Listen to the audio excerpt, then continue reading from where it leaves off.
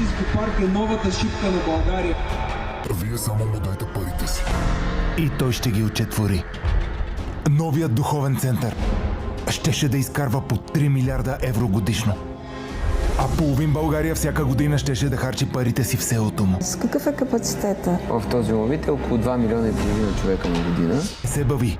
Колкото по-бързо и повече инвестираш, толкова повече ще спечелиш. То възвръщаемост няма в момента от исторически парк. Тя идва, ако изкара печалба. А как би изкарал печалба? Като има повече хора да го посещават.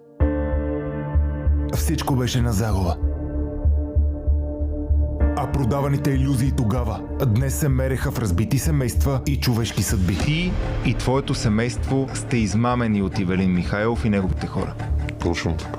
Измамени сте с много сериозна сума. 6 цифрена сума. 6 цифрена. Да.